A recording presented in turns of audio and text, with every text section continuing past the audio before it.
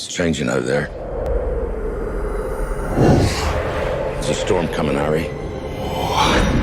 Just like last time.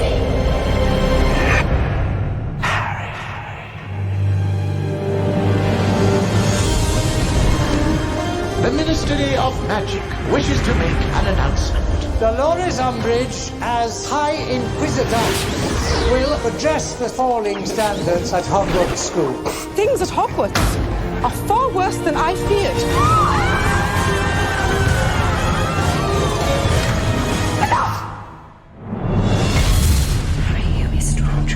You have been told that a certain dark wizard is at large once again. This is a lie. It's not a lie. I saw him.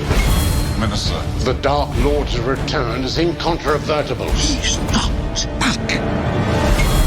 Dolores Umbridge has replaced Albus Dumbledore as head of Hogwarts. Blimey. The Dark Lord approaches. He wants to build up his army again. If Voldemort's building up an army, then I want to fight. It's your turn now. This year, we're forming some sort of wizard army. If they can do it, why not us? Tyranny will rise. I will have order. And the rebellion, the Ministry's gonna have a full uprising on their hands, will begin. Sort of exciting, isn't it? Breaking the rules. Who are you and what have you done with Hermione Granger? From Warner Brothers Pictures. Don't fight him, Harry. You can't win. Look at me! You will lose everything. Get down.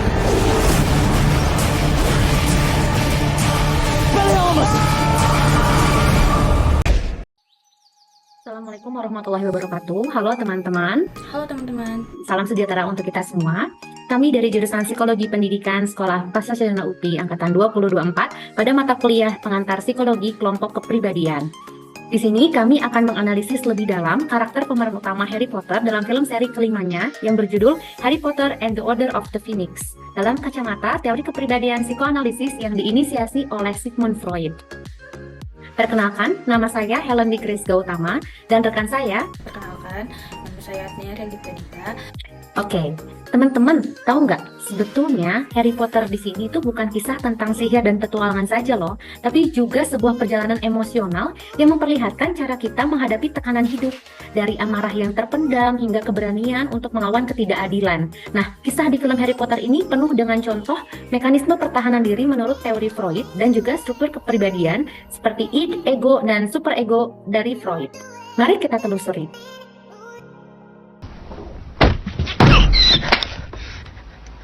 Nah, teman-teman, dari cuplikan scene 1 barusan, Harry itu menunduk saat dihina oleh Uncle Vernon lalu memukul lemari.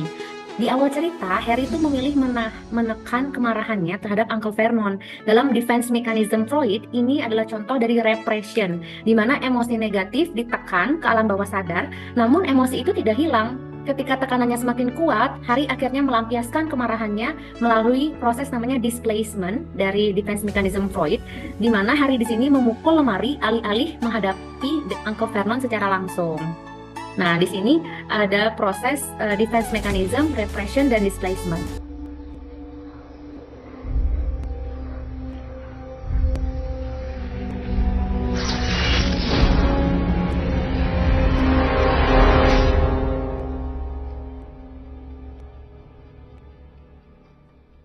Baik, teman-teman, sekarang dari cuplikan yang barusan terlihat ya bahwa Harry itu terbangun dari mimpi buruk dan terlihat ketakutan. Mimpi buruk Harry di sini mencerminkan konflik di alam bawah sadarnya. Mimpi buruk yang dialami Harry ini juga menunjukkan bagaimana alam bawah sadar berfungsi untuk menyimpan pengalaman-pengalaman traumatis dan konflik-konflik yang tidak bisa diproses oleh kesadaran. Freud percaya bahwa mimpi adalah jalan menuju alam bawah sadar, tempat konflik yang tidak dapat diatasi, muncul dalam bentuk simbolik. Dan ketakutan dan traumanya terhadap Voldemort ini terus mengganggu Harry meskipun ia tidak menyadarinya saat sadar. We've gone all summer with that scrap of news. We wanted to, mate. Really, we did. Only what? Only Dumbledore made us swear not to tell you anything. Dumbledore said that. But why would he want to keep me in the dark? I mean, maybe I could help. After all, I'm the one who saw Voldemort return. I'm the one who fought him. I'm the one who saw Cedric Diggory get killed. Harry, thought we heard your dulcet tones. Don't bottle it up though, mate. Nah, teman-teman, di scene yang barusan kita cukup sedih ya. Kalau saya pribadi sih sedih melihatnya. Seperti Harry itu marah, melampiaskan emosinya kepada teman-temannya, sahabat-sahabat yang mendukungnya. Padahal sebetulnya dia itu kecewanya pada Dumbledore dan orang-orang dewasa lainnya ya, yang Harry itu merasa diabaikan, tidak diajak dalam Order of Phoenix ini. Nah, alih-alih dia marah kepada Dumbledore, dia melampiaskan kekesalannya, frustasinya kepada sahabatnya. Ini disebut dengan displacement ya. Jadi ada pemindahan emosi kepada objek lain yang dianggap lebih aman gitu, lebih aman. Nah, di sini Harry juga memproyeksikan rasa kecewa dan ketidaknyamanannya dengan menganggap teman-temannya tidak peduli, padahal mereka sama bingungnya ya dengan situasi tersebut. It's been twisted and warped by fear. Now, fear makes people do terrible things, Harry. The last time Voldemort gained power, he almost destroyed everything we hold most dear. Now he's returned, and I'm afraid the minister will do almost everything. Nah, teman-teman, dari scene yang barusan sebetulnya kami di sini bukan menganalisis tentang Harry Potternya ya, tapi di sini menarik banget nih scene-nya. Jadi Fudge, Menteri Sihir ini menolak bukti kembalinya Voldemort. Pemeran Profesor Lupin tadi berkata dalam scene tersebut, itu dia, Fudge sedang tidak waras, pikirannya sudah dikacaukan oleh ketakutan. Ketakutan membuat orang tidak bisa berpikir jernih. Nah, itu kata Profesor Lupin ya. Kalau kita analisis, ternyata ketakutan Menteri Sihir itu terhadap kembalinya Voldemort membuatnya menggunakan denial defense mechanism-nya Freud. Jadi, denial ini merupakan mekanisme pertahanan di mana kenyataan yang menakutkan ditolak. Penolakan ini menunjukkan bahwa bahkan public figure, figur otoritas pun bisa terjebak dalam mekanisme pertahanan yang seperti itu. You better enjoy it while you can. I expect us to sell an Azkaban with your name on it. I'll tell you. Complete NASA. Just stay away from me. Nah, teman-teman, di cuplikan yang barusan itu Harry berusaha ingin memukul Draco Malfoy ya.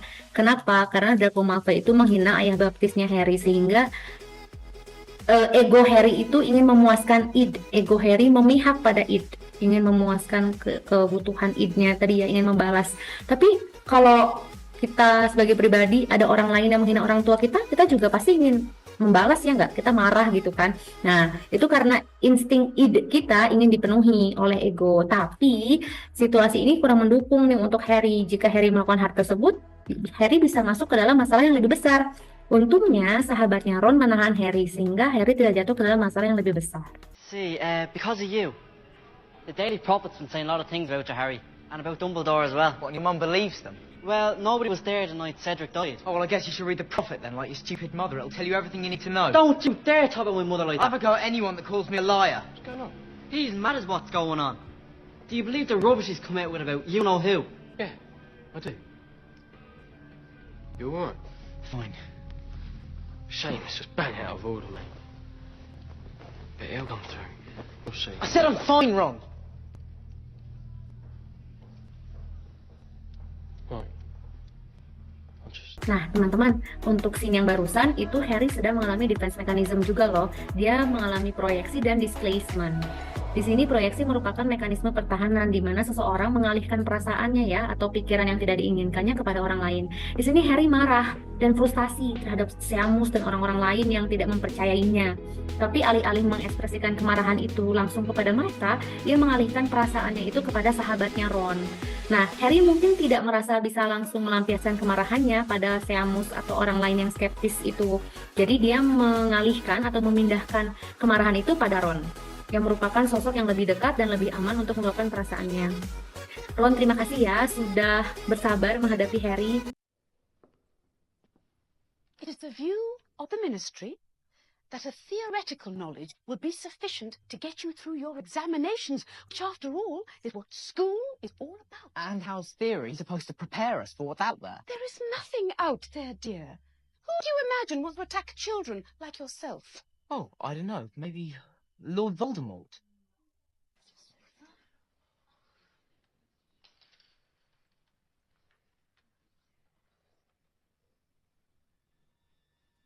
Now let me make this quite plain. You have been told that a certain dark wizard is at large once again. This is a lie. It's not a lie. I saw him. I fought him. Detention, Mr. Potter. So according to you, Cedric Diggory dropped dead of his own accord. Cedric Diggory's death was a tragic accident. It was murder. Voldemort killed him. You must know that. Enough! Nah, teman-teman, cuplikan yang barusan itu bikin gregetan nggak sih? Aku pribadi sih kalau nonton seperti itu kesel banget. Kamu sudah mengucapkan kebenaran, tapi orang menganggap itu sebuah kebohongan. Kesel nggak? Greget nggak? Nah, di sini Umbridge atau guru dark art-nya, dark art teacher, itu memperkenalkan metode pembelajaran di kelasnya, di kelas Harry ya, yaitu hanya belajar teori tanpa menggunakan tongkat sihir. Nah, Harry membantah bahwa penggunaan tongkat sihir itu sangat diperlukan, khususnya untuk melindungi diri. Nah, Umbridge di sini menyanggah bahwa untuk anak sekolah di bawah umur itu tidak diperlukan. Nah, Harry menjawab lagi, itu sangat diperlukan karena untuk melawan Lord Voldemort. Nah, Umbridge marah karena Umbridge mendukung apapun yang dikatakan oleh Menteri Sihir ya, Fudge, yang menolak tentang kembalinya Voldemort. Nah, dan menyatakan di depan kelas bahwa kembalinya Lord Voldemort itu adalah sebuah kebohongan.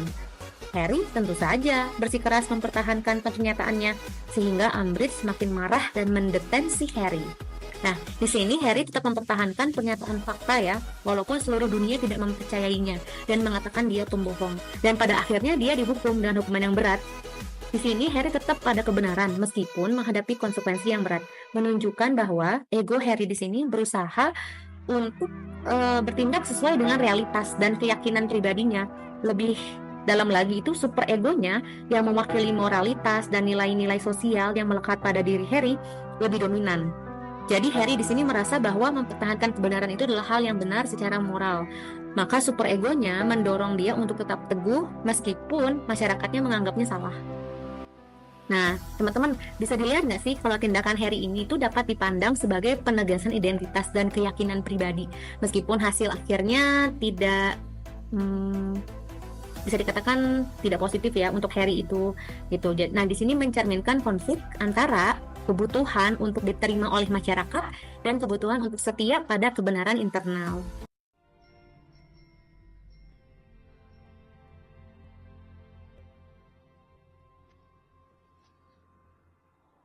Feelings sentimental. That's private. Jadi di beberapa adegan yang tadi itu kita dapat melihat bagaimana Harry itu mulai mendapatkan kilasan kenangan tersebut melalui pengalaman emosional yang intens. Jadi seperti saat ia berhadapan langsung dengan Voldemort atau saat ia merasakan kondisi emosional dengan orang tuanya melalui wujud kenangan ataupun penyihir lainnya. Nah, di sini juga ada peran It dalam kenangan dan keinginan Harry untuk membalas dendam. Jadi dalam adegan-adegan ini Harry itu sangat terasa, terutama terkait dengan perasaan kemarahan dan keinginan untuk membalas dendam terhadap Voldemort. Kenangan tentang orang tuanya yang dibunuh itu dengan cara yang begitu kejam itu menumbuhkan dorongan emosional Harry. Jadi Freud ini berpendapat bahwa itu bertanggung jawab atas dorongan-dorongan dasar termasuk agresi dan hasrat untuk membalas dendam. Nah, ketika Harry itu mengingat kembali kejadian tersebut, dorongan dari Harry ini itu hanya ingin untuk membalas dendam. Dan tentunya kenangan ini juga memperburuk perasaan amarahnya terhadap Voldemort dan dorongan untuk menghancurkan Voldemort yang telah merenggut orang tuanya itu semakin intens. How many times? Well, let's say for as long as it takes for the message to sink in.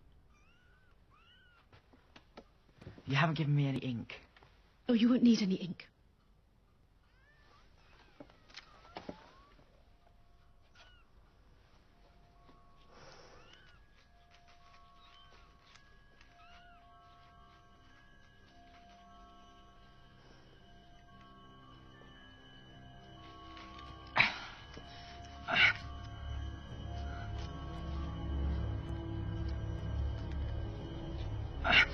Nah, teman-teman, cuplikannya bikin gregetan nggak sih?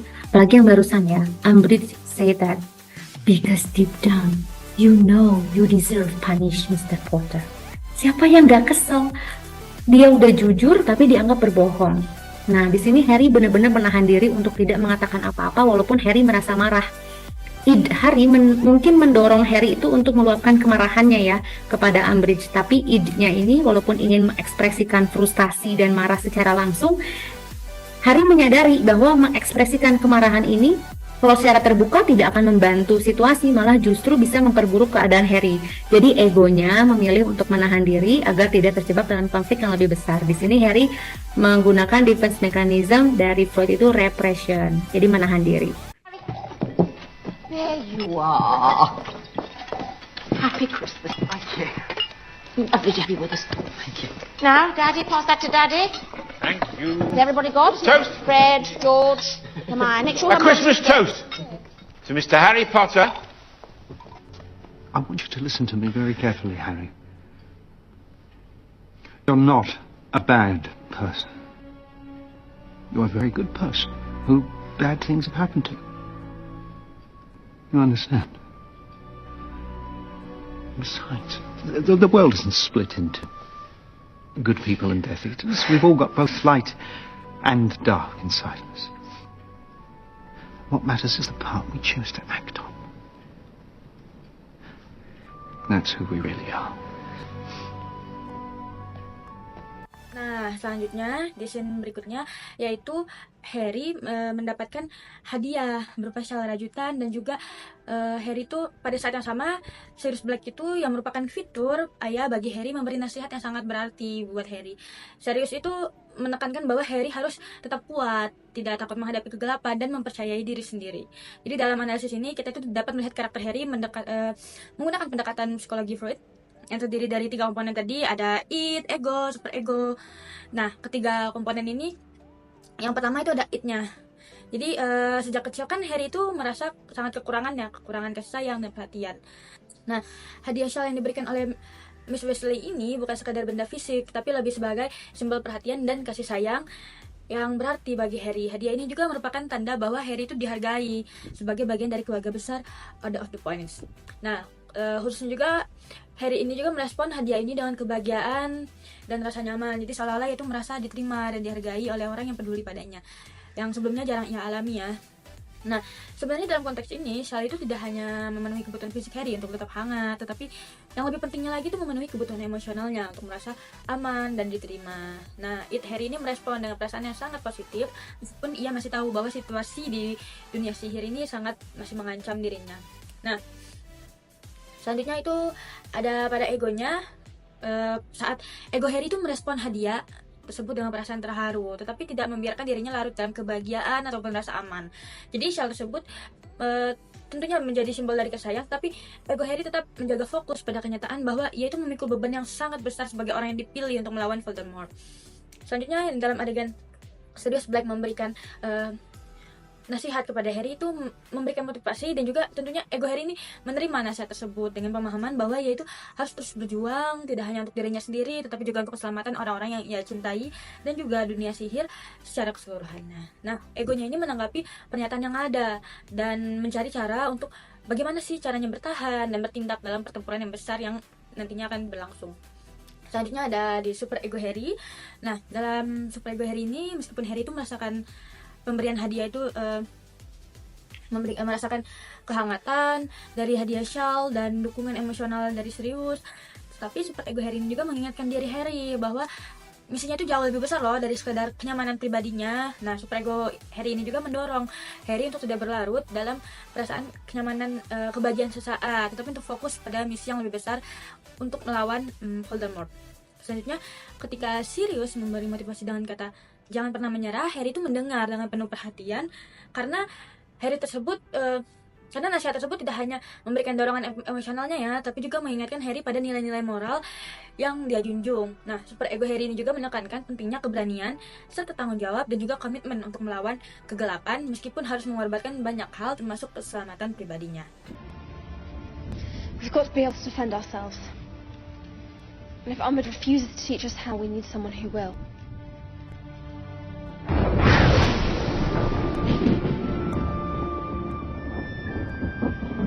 teman-teman, kalau di scene yang tadi, Hermione yang biasanya mematuhi peraturan ya, Hermione ini tipe orang yang selalu mentaati peraturan, bahkan kalau teman-temannya, sahabatnya ini melanggar peraturan, Hermione akan jadi orang pertama yang akan menegur, mengingatkan teman-temannya. Tapi kalau di sini, Hermione yang mencetuskan ide untuk membentuk kelompok rahasia ya, jadi melawan peraturan yang ada. Di sini egonya beradaptasi dengan realitas, menyadari bahwa melindungi teman-temannya itu lebih penting daripada mematuhi aturan. Jadi dorongan it dalam diri Hermione ini mendorongnya untuk melindungi diri dan teman-temannya dari bahaya. Ketika dia menyadari situasi menjadi semakin berbahaya, dorongan ini muncul keinginan untuk bertindak tanpa memikirkan konsekuensi. Biasanya kalau Hermione itu selalu memihak pada super egonya, peraturan, norma, dan nilai yang ada di Hogwarts, kali ini ego Hermione mengevaluasi situasi. Nah, karena menurut Hermione ini peraturan yang ada tidak mencerminkan realitas yang dia hadapi dan tidak efektif untuk melindungi mereka, egonya berusaha mencari jalan tengah, sehingga egonya berpihak pada id, bahwa melindungi teman-temannya itu lebih urgent daripada super egonya untuk mentaati peraturan. Begitu.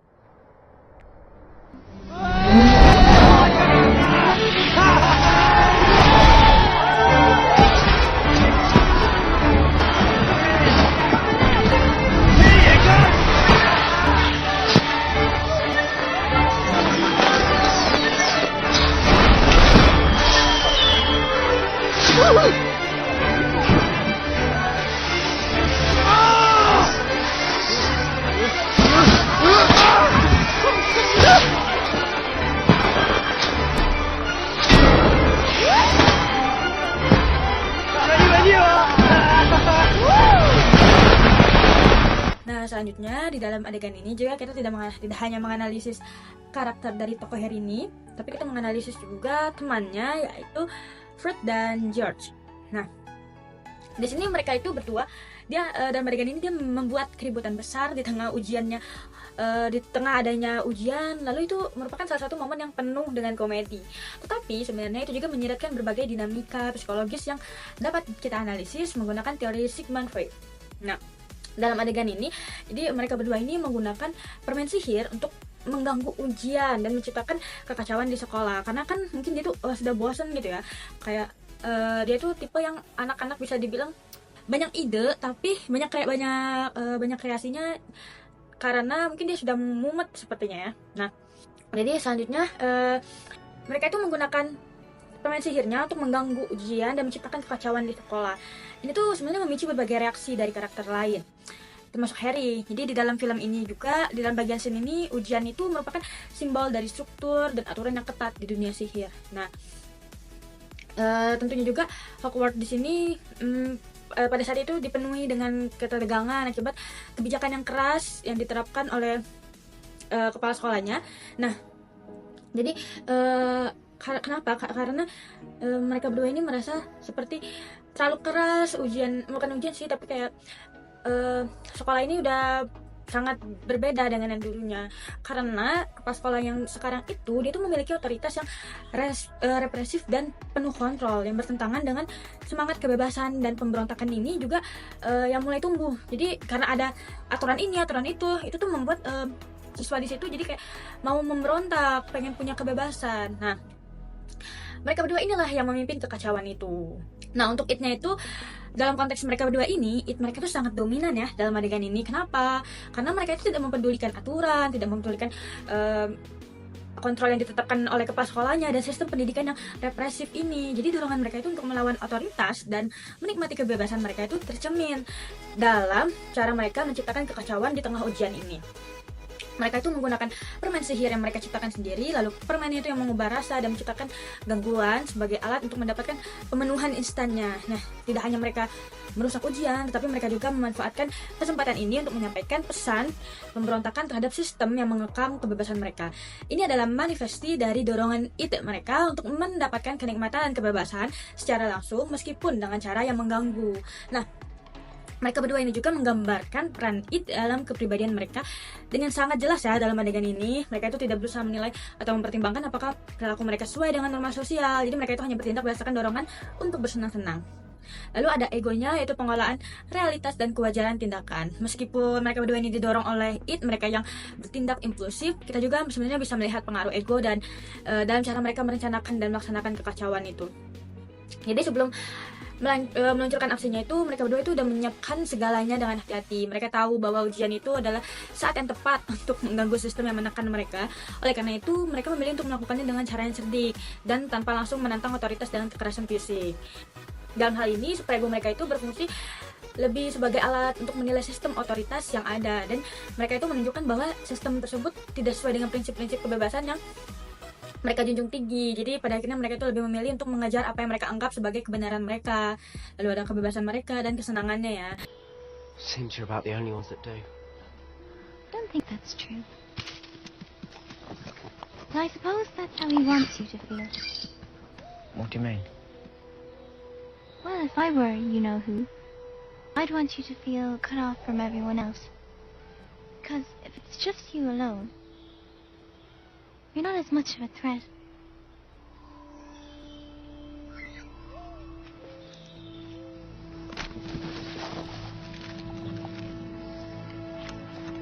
Nah, teman-teman, kalau di scene yang barusan, saya sebagai penonton tuh merasa akhirnya Harry sharing sama seseorang dan mulai sadar gitu. Dia mulai sadar bahwa dia tidak sendirian. Teman-temannya banyak kok yang mendukung dan mempercayainya. Nggak semua orang menganggap dia berbohong, nggak semua orang menganggap dia itu berbeda. Nah, di sini mekanisme pertahanan Harry mulai berubah ya. Yang tadi awalnya dia merasa sendiri, dia defense mekanismenya adalah repression, isolation. Di sini dia mulai membuka diri, mulai beralih ke keterbukaan secara emosionalnya dengan teman-temannya. Jadi di sini Harry mulai merasa rasa frustasinya bisa terobati ya, dan rasa percaya dirinya mulai bangkit kembali. Akhirnya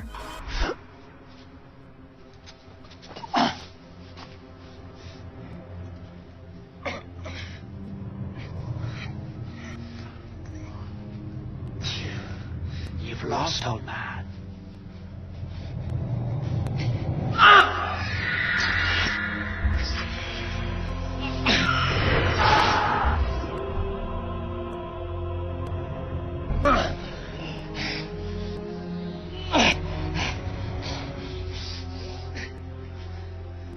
Harry. So weak, so vulnerable.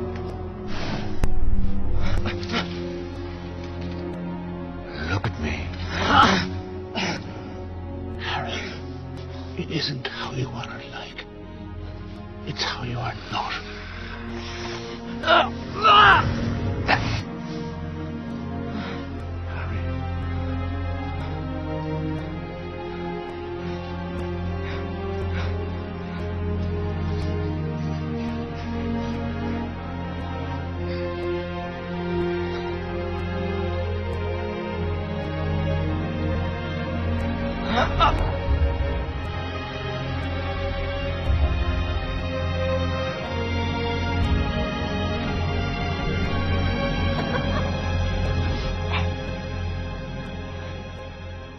You're the weak one, and you'll never know love or friendship. And I feel sorry for you.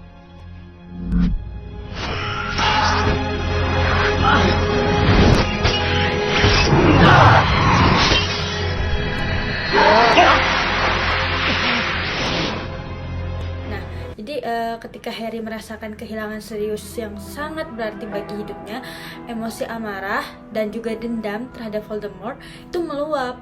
Nah, ini tuh adalah dorongan impulsif dari It yang mendesak Harry untuk melawan tanpa memikirkan resiko, bagaimana resikonya ataupun konsekuensinya. Nah, keinginannya Harry ini untuk membalas dendam atas kematian serius dan manifesti kuat yang dari It Jadi itu tuh yang menyebabkan Harry itu ingin segera memenuhi kebutuhannya untuk mendapatkan kepuasan emosional dan juga pembalasan atas penderitaannya. It di sini juga di dalam scene ini itu terlihat ketika Harry mengabaikan peringatan Dumbledore dan memilih untuk berhadapan langsung dengan Voldemort. Meskipun dia itu sebenarnya belum siap secara mental maupun fisik. Nah, tindakannya ini sebenarnya murni didorong oleh emosi negatif. Jadi seperti amarah, terus kehilangan Sirius Black, lalu dan ketidakberdayaan yang menunjukkan betapa it-nya itu untuk mendorong dia untuk bertindak impulsif. Nah, untuk egonya itu sendiri, pengendalian realitas dan strategi bertindaknya itu di sini ego Harry itu tampaknya mulai berperan ketika ia berusaha bertahan hidup dan menghindari ancaman dari Voldemort dengan berusaha mempertahankan jarak. Jadi jarak Harry itu memberi space dan mencari peluang bagaimana caranya dia untuk melawan. Namun meskipun ada beberapa usaha Harry untuk bertindak rasional dan bijaksana, jadi seperti saat ia mencoba menggunakan mantra pertahanan, lalu ego Harry ini juga seringkali dilemahkan oleh emosinya yang mendalam. Nah, dalam hal ini, ego Harry terjebak dalam konflik dan dorongan untuk bertindak impulsif dan realitas bahwa ia lebih kuat dan lebih berdaya dari yang ia bayangkan. Sebenarnya kalau misalnya it-nya Harry ini digunakan dan tidak diimbangi dengan super ego dan ego lainnya itu, tentunya it-nya itu sebenarnya ingin membunuh Voldemort, dan dia bisa saja sebenarnya membunuh Voldemort dengan menggunakan mantra, tapi dia nggak menggunakan mantra itu karena super egonya itu berpihak pada moralitas dan kemanusiaan.